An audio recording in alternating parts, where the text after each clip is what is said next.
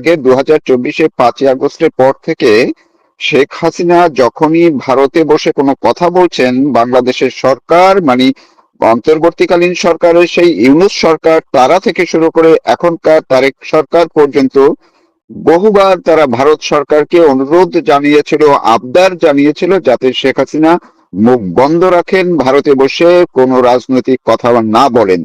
কিন্তু কোনোবারই ভারত সরকার সেই আবেদন বা আবদারে কর্ণপাত করেনি। সর্বশেষ আগামীকাল যখন আপনাদের দিল্লিতে একটি প্রেস কনফারেন্সে শেখ হাসিনা বক্তব্য দেওয়ার কথা রয়েছে, এটি জানাজানি হওয়ার পরই বাংলাদেশ সরকার আবার আনুষ্ঠানিকভাবে আবেদন জানিয়েছে, আবদার করেছে যাতে শেখ হাসিনার মুখ এবার বন্ধ রাখা হয়। কিন্তু যতটা জানতে পেরেছি, ভারত সরকার একইভাবে রীতিমতো তা প্রত্যাখ্যান করেছে, বলেছেন যতটুকু জানা গেছে যে এটি শেখ হাসিনার ব্যাপার। পুরো বিষয়টি কি হচ্ছে আপনি যদি একটু পর্যবেক্ষণ তুলে ধরেন এবং বিশ্লেষণ। ধন্যবাদ। প্রথম কথা হচ্ছে, ভারত ফ্যাসিবাদী রাষ্ট্র নয়। যারা গণতন্ত্রের নামে ফ্যাসিবাদ চালান তারা বিরোধী পক্ষের মুখ বন্ধ করে দিতে চান এবং সাংবাদিকদেরও মুখ বন্ধ করে দিতে চান। ফলে তারা বাংলাদেশের যে পরিস্থিতি, আজকে তো তথ্য মন্ত্রণালয় একটা সরকারি আদেশ জারি করেছে যে শেখ হাসিনার বক্তব্য প্রকাশ করা যাবে না, এবং কেউ কেউ প্রকাশ করতেন, সেটা যেন না হয় তাতে তারা উপযুক্ত ব্যবস্থা নেবেন। আমার ফ্যাসিবাদ সম্পর্কে যতটা ধারণা আছে, আমার অনেক বয়স হয়েছে এবং পড়াশোনাও করেছি, আমার মনে হচ্ছে এটাই এক ধরনের ফ্যাসিবাদ, বা কেউ কেউ বলতে পারেন আধা ফ্যাসিবাদ। এবং দ্বিতীয়ত হচ্ছে, বিরোধী পক্ষ যখন কথা বলবে সেই কণ্ঠরোধ করাটা ফ্যাসিবাদী রাষ্ট্রেরই দক্ষ, ভারতের কোনোটাই নয়। ভারতে গণতান্ত্রিক ব্যবস্থা আছে, সাংবাদিকদের স্বাধীনতা আছে, সাংবাদিক মানদণ্ড নিয়ে অনেক প্রশ্ন উঠতে পারে, সেটা অন্য বিষয়। কিন্তু আজকেই ধরুন পররাষ্ট্র মন্ত্রণালয়ের একটা সাপ্তাহিক ব্রিফিং ছিল, সেই ব্রিফিং এ ভারতীয় সাংবাদিকরাই বাংলাদেশের হয়েই প্রশ্ন করেছে যে তারা এরকম চাইছেন, এ ব্যাপারে আপনার মত কি, আপনাদের মত কি।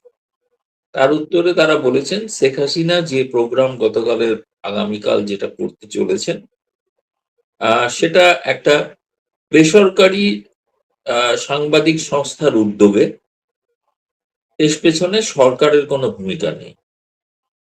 আর দ্বিতীয়ত হচ্ছে যে, হ্যাঁ এটাও তার সঙ্গে যুক্ত করেছেন, তাতে শেখ হাসিনা অনেক কিছু বলতে পারেন, কিন্তু সেই সব মতের সঙ্গে ভারত সরকার সহমত হবেন না। কিন্তু ভারতীয় যেটা হচ্ছে ফরেন করেসপন্ডেন্ট ক্লাব, মানে ভারতীয় সাংবাদিক নয়, যারা বিদেশের গণমাধ্যমে কাজ করেন, তাদের এটা হচ্ছে সাংবাদিকদের প্রতিষ্ঠান, foreign correspondent club of south Asia. তো তাদেরকে কি করে সরকার বারণ করবেন যে আপনারা এই প্রোগ্রাম করতে পারবেন না? এটা তো বাংলাদেশও নয়, ফ্যাসিস্ট রাষ্ট্র নয়, তাই না? তো ফলে তাদের বক্তব্য হচ্ছে সাংবাদিকদের মুখ আমরা বন্ধ করবো কি করে। এটা ঘটনাটা হচ্ছে সাংবাদিক এবং শেখ হাসিনা এখানে রয়েছেন, তিনি আমাদের অতিথি, তার প্রাণ সংশয় ছিল বলে তিনি এখানে আছেন। ফলে তিনি তো এখানে বন্দিও নন, তিনি তো কারাগারে বন্দী নন। এই যে বারেবার বাংলাদেশ থেকে প্রশ্ন করা হয় যে তিনি গৃহবন্দী, এরকম একজন গৃহবন্দী তিনি সাংবাদিকদের সঙ্গে দেখা করেন, সাংবাদিকদের সঙ্গে কথা বলেন, সাংবাদিকদের প্রশ্নের উত্তর দেন, লাগাতার ইন্টারভিউ দিচ্ছেন, কেমন ধরনের গৃহবন্দী? দয়া করে এরকম গৃহবন্দী যদি বাংলাদেশে শেখ হাসিনাকে করেন, তাহলে মহানন্দে তিনি যাবেন, মহানন্দে যাবেন, এ বিষয়ে কোনো সন্দেহ নেই।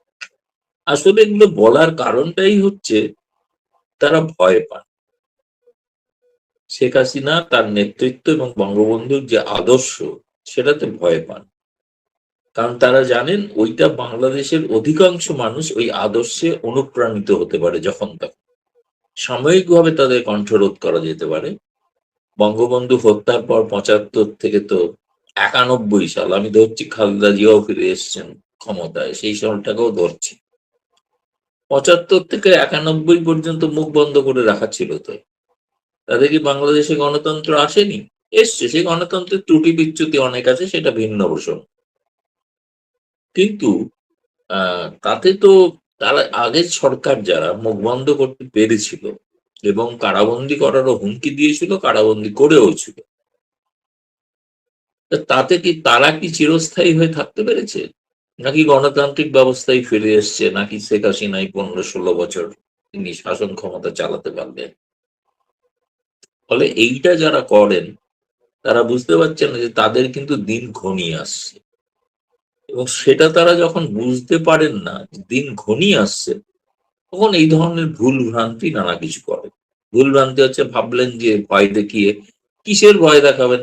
আজকে সামাজিক মাধ্যমে সব খোলা আছে, কালকে ফরেন করেসপন্ডেন্ট ক্লাবের যেটা ইউটিউব, যেটা ফেসবুক, জি। বা তাদের যে ওয়েবসাইট, সেটাকে তো আপনার বন্ধ করার কোনো ক্ষমতা নেই। সারা বিশ্ব জুড়ে প্রথম দিন যখন শেখ হাসিনা অডিও ভাষণ দিয়েছিলেন, সেদিন 12 কোটি মানুষ শুনেছিল সেই ভাষণ। 12 কোটি, এটা জি। রেকর্ড। আগামীকাল আমার ধারণা সেই সংখ্যাটা আরো ছাড়িয়ে যেতে পারে। এখন ফলে আমি বলছি, সর্বশেষ পরিস্থিতি যেটা, সেই পরিস্থিতি হচ্ছে যে কালকের অনুষ্ঠানটা যেরকম হওয়ার কথা ছিল সেরকমই আছে। হ্যাঁ, ভারত সরকারের পক্ষ থেকে এই বিষয়ে কোনো বাধা দেওয়া হয়, এবং এই কারণেই নয় যে শেখ হাসিনাকে পছন্দ করেন, এই কারণেই বাধা দেননি। এটা ভারতে মনে করেন যে তাদের সাংবাদিক স্বাধীনতার রক্ষার জন্য এটা বাধা দিলে ভারতের হিতে বিপরীত হতে পারে। গোটা আন্তর্জাতিক দুনিয়াতে প্রচার হবে যে ভারত সাংবাদিকদের কণ্ঠ রোধ করছে। আজকে যেটা বাংলাদেশ সম্পর্কে সকলেই জানে, যে ওখানে সাংবাদিক স্বাধীনতা বলে কিছু নেই। বলুন টপিক তো স্যার। এই জায়গাটিতে আপনি মাঝখানে যে বললেন যে এটা বাংলাদেশ সরকারের যারা এটি করছে বাধা দিতে চায় বা ভারত সরকারকে অনুরোধ করেছে, এটা হয়তো তারা কোনো ভয় থেকে। তো বাংলাদেশ সরকারের কি ভয়? শেখ হাসিনা তো দেশেও নেই, তারা তো আবার দুদিন পর পরই বলছেন, আজকেও উপদেষ্টা একজন তাদের তথ্য উপদেষ্টা বললেন যে তাকে তো শেখ হাসিনাকে ধরে বেঁধে নিয়ে যেতে চায় দেশে। তাইলে যেই মানুষকে তারা ধরে বেঁধে নিয়ে যেতে চায় তার কথায় তিনি একটু কথা বলবেন মিডিয়ার সঙ্গে, এতে এত ভয় কেন? এই ভয়টা কিসের? আপনার কি মনে হয় কেন ভয় এই সরকারের? ভয় হচ্ছে এই কারণে যে আগামীকালের অনুষ্ঠানটা রয়েছে যে শেখ হাসিনার গৃহে প্রত্যাবর্তন। ইংরেজিতে বলা হয়েছে home coming of Sheikh Hasina. এখন হোম কামিং এর অর্থ হচ্ছে যে, এটা ঘটনা যে বা যত যাই তাই করুন, কেউ তো একজন বলেছিলেন না, কোন একজন উপদেষ্টা, যে আওয়ামী লীগ ইররেলিভেন্ট, বাংলাদেশে আর কোনো তার অস্তিত্ব বলে কিছু নেই। তো অস্তিত্ব নেই, ইররেলিভেন্ট, তাকে নিয়ে এত ভয় পাচ্ছেন কেন? সেটাই তো প্রশ্ন।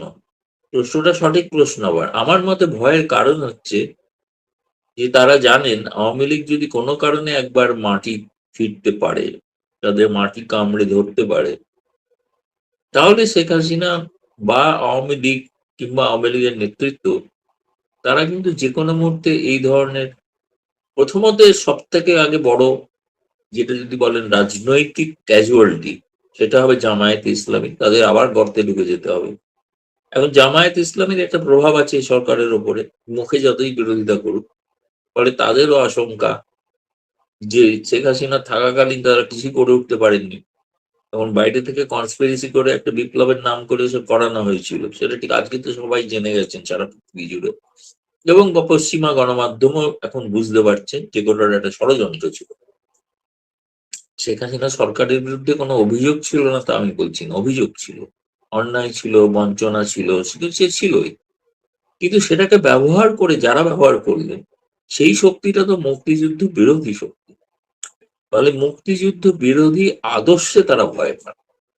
সেই আদর্শটা হলো একটা ইনক্লুসিভ বাংলাদেশ, স্টেবল বাংলাদেশ, প্রগতিশীল বাংলাদেশ, যেটা বিশ্বের অনেকের কাছেই বাঙালি হিসেবে বাঙালি অহংকার করত, যে এই অল্প সময়ের মধ্যে যেভাবে বাংলাদেশের অর্থনীতি ঘুরে দাঁড়িয়েছিল, আর আজকে কি বাংলাদেশের অর্থনীতি, এটা তো আমার কোনো ভাষণ দেওয়ার প্রয়োজন নেই, এটা তো বাংলাদেশের মানুষ হাড়ে হাড়ে বুঝছে, তাই না?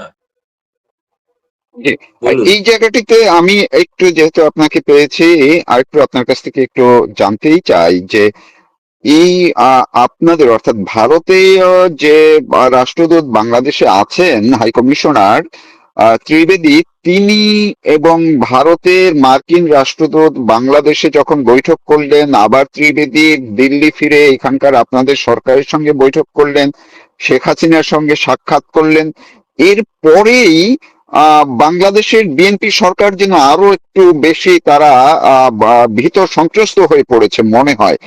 এই যে এই ত্রিবেদীর যে দৌড়ঝাঁপ ঢাকা, দিল্লি এবং এই মার্কিন রাষ্ট্রদূতের ট্রাম্পের বিশেষ দূতের দৌড়ঝাঁপ, এইটার পরে কি শেখ হাসিনার বাংলাদেশে ফেরা নিয়ে নতুন কোনো মাত্রা কিছু যোগ হয়েছে কিনা? আপনার কাছে ভিতরের সর্বশেষ কিছু আছে কিনা? ভেতরের বলতে যেটা আছে সেটা হচ্ছে যে প্রথমত এটা একটা অনেকটা অনুমান ভিত্তিক। প্রথমত, কারণ প্রথম কথা হচ্ছে দীনেশ ত্রিবেদী সার্জেই গোরের সঙ্গে বৈঠক করেছেন, এটা সত্য। দীনেশ ত্রিবেদী আওয়ামী লীগের এক নেতার সঙ্গে বৈঠক করেছেন, এটাও সত্য। এই দীনেশ ত্রিবেদী, সরি আমি বলছি সার্জেই গোর, ঢাকাতে বৈঠক করেছেন, সেটাও সত্য, সেটাও কনফার্ম। এবং দীনেশ ত্রিবেদীর সঙ্গেও তিনি কথা বলেছেন সার্জেই গোর। ভারতে থেকে যখন দীনেশ ত্রিবেদী ঢাকায় আসেন, তার আগেও দীনেশ ত্রিবেদী সার্জেই গোরের সঙ্গে বৈঠক করেছিলেন। ফলে ভারত যুক্তরাষ্ট্রের একটা কোথাও একটা কোনো অভিন্নতা চোখে পড়ছে এক। তবে যেটা রটেছে বাংলাদেশে সেটা সঠিক নয়। সেটা হচ্ছে যে দীনেশ ত্রিবেদী সেদিন তিনি দিল্লি আসেন, সম্পূর্ণ আচ্ছা। ব্যক্তিগত কাজে তিনি কলকাতা গিয়েছিলেন। এবং আমি এটা অন্য জায়গায় বলেছি যে বা যারা বলছেন, আমারও প্রথমে সন্দেহ ছিল যে তিনি বোধহয় দিল্লি আসবেন। তার প্লেনে ওঠা থেকেই সকলের ধারণা হয়েছে তিনি দিল্লি যাবেন। তিনি আসলে কলকাতায় গেছেন, কলকাতায় তার ব্যক্তিগত কোনো কারণে। আবার তিনি দেখেছেন তো, তিনি ফিরে এসেছিলেন, ঢাকাতে ফিরে এসেছেন, ফিরে এসে আবার গতকাল হুমায়ুন কবিরের সাথে বৈঠকও করেছেন না, উপদেষ্টা তার সঙ্গে। তিনি তার কথা তাকে কখন এইসব বলেছিলেন শেখ হাসিনা যেন কোনো ভাষণ না। শেখ জি। হাসিনা কি ভাষণ দেবে, সেই স্ক্রিপ্টটা কি বাংলাদেশ সরকার ঠিক করে দেবে, সেই অনুযায়ী ভাষণ দেবে? এটা কি রাষ্ট্রপতির ভাষণ নাকি? শেখ হাসিনা কি রাষ্ট্রপতি নাকি? ওখানে রাষ্ট্রপতি বানিয়ে তারপরে আপনারা ভাষণ লিখে দেবেন, তিনি সেটাই করবেন। রাষ্ট্রপতি যতক্ষণ নন ততক্ষণ তো তার নিজের ভাষণ করবে, তাই না? দ্বিতীয়ত হচ্ছে যে আরেকটা তো তথ্য, এটা আমার জানা নেই। এটা হচ্ছে দীনেশ ত্রিবেদীর সঙ্গে শেখ হাসিনার বৈঠক হয়েছে, দেখা হয়েছে, এটা আমার জানা নেই। ফলে এটা আমি কোনো নিশ্চিত করতে পারবো না। আমি অসত্য কথা বলে তো কোনো লাভ নেই, কারণ জোর করে আমি এরকম কোনো কথা বলছি না। আমি জানি না, সেটা যেটা জানি না সেটা সঠিক। কেউ একজন আপনাদের কোন সাবেক আওয়ামী লীগ, তিনি সাবেকই আওয়ামী লীগ নেতা হবেন, তিনি নাম মনে পড়ছে না এখন, তিনি বিদেশেই থাকেন। তিনি আবার আমার নাম করে আবার অনেক কিছু বলে দিয়েছে, যে আমি নাকি কি অনেক রকম রটাই, অনেক অসত্য কথা নাকি রটাই, এসব আর কি বলেছে। তিনি এক দাবি ও, করেন তিনি আওয়ামী লীগের লোক, কিন্তু শেখ হাসিনা জানেন না যে তিনি আওয়ামী লীগের লোক কিনা, তিনি কাদের লোক। তিনি আবার এটাও চ্যালেঞ্জ করেছেন যে ওই গৌতম লাহিড়ী যে বলেছে ওখানে লক্ষ লক্ষ কোটি কোটি লোক যাবে আওয়ামী লীগের, এখন সে ক্ষমতা নেই। ওনার সঙ্গে তৃণমূল স্তরের আওয়ামী লীগের কোনো সম্পর্ক নেই। উনি জানেন না, আমি প্রতিদিনের অন্তত শয়ে শয়ে টেলিফোন পাই, তারা অধীর আগ্রহে অপেক্ষা করছেন, খালি বলছেন ডেট আর সময়টা দিন। সেদিন ওই ভদ্রলোক যেন দেখেন কত লোক হাজির হয়েছে, তাকেও আমন্ত্রণ জানানো থাকবে। আমি দরকার হলে শেখ হাসিনাকে বলবো যে ওনাকেও বলুন সেদিন আসতে দেখতে, তাহলে ওর চোখের ভুলটা তারা কাটবে আর কি। যাই হোক, সেটা জি, আমি অবান্তর, করে তাকে গুরুত্ব দিতে চাই না খুব একটা কিছু। কিন্তু দ্বিতীয় কথা যেটা আপনি যেটা বলেছেন সেটা হচ্ছে যে যেটা ভয়টা, ভয়টা হচ্ছে শেখ হাসিনার ফিরে যাওয়ার ঘোষণাটা, এটাই ভয়ের কারণ। কারণ তিনি যে ঘোষণা দিয়েছেন গোটাটা নাটক নয়, নাটকে বনা নয়। তিনি সত্যি সত্যি যাবেন ডিসেম্বরে। তার যে কিভাবে যাবেন সেটা এখনো জানি না, কিন্তু তার একটা প্রস্তুতি চলছে। তিনি তার নেতাদের সঙ্গে বৈঠক করছেন, কথা বলছেন। ফলে এইটাই হচ্ছে ভয়ের কারণ। শেখ হাসিনা থাকা মানে মুক্তিযুদ্ধ বিরোধী শক্তির পরাজয়। তো তিনি ডিসেম্বর বেছে নিয়েছেন, যে ডিসেম্বরে মুক্তিযুদ্ধ বিরোধী শক্তির পরাজয় ঘটেছিল, সেইটাই জি, বিজয়ের আমি মাসে। একটু শেষ করব এটা এইটুকু দিয়ে যে আগামীকালকে শেখ হাসিনা যে বক্তব্য দিবেন, যদিও আয়োজকরা বলছেন ভোট অফ থ্যাঙ্কস দিবেন, তো কিন্তু আবার অনেকের মধ্যে একটা কৌতূহল যে তিনি ফেরার বিষয়ে নতুন কোনো বার্তা নেতা কর্মীদের জন্য বা বিশ্ববাসীর কাছে বা মিডিয়ার কাছে তিনি বা তুলে ধরবেন কিনা, আপনার কি কোনো একটু ধারণা হয় বা কিছু ধারণা করতে পারছেন তিনি কি আসলেই নতুন কিছু বা তথ্য খোলসা করতে পারেন কিনা, জানান দিতে পারেন কিনা ফেরার ব্যাপারে? সেটার জন্য তো দেখুন আগামীকাল পর্যন্ত অপেক্ষা করতে হয়। এটা তো আগাম কোনো এরকম ভবিষ্যৎবাণী করা যায় না। তিনি যেটা প্রথমে যেটা পরিচালক যারা অর্গানাইজেশন করছে তারা তো চেয়েছেন যে শেখ হাসিনা আগের বারের অডিও রেকর্ডেড ভাষণ দিয়েছিল, এবারে কিন্তু রেকর্ডেড ভাষণ না, এবারে তিনি লাইভ ভাষণ দেবেন। তাকে দেখা যাবে না, কিন্তু লাইভ ভাষণ দেবেন। এবং প্রশ্ন মানে আপাতত আমি যা শুনেছি সেটা হচ্ছে যে প্রথমে তার পুত্র সজীব ওয়াজেদ জয় বলবেন, তারপরে শেখ হাসিনা বলবেন, তারপরে হতে পারে যে উপস্থিত সাংবাদিক গণমাধ্যমের কয়েকটা প্রশ্নেরও তিনি উত্তর দিতে পারেন। এই হ্যাঁ, পর্যন্ত এমনটা হয়ে আয়োজকরা বলেছেন। এমনটা আয়োজকরা বলেছেন। ফলে এখন সেই প্রশ্ন উত্তরের সময় স্বাভাবিক প্রশ্ন আপনি যেটা আজ করছেন সেই প্রশ্নটা সাংবাদিকরা কাল করবেন। ফলে তখন তিনি কি উত্তর দেন সেটার জন্য আমাদের একটু অপেক্ষা করে থাকতে হবে কাল।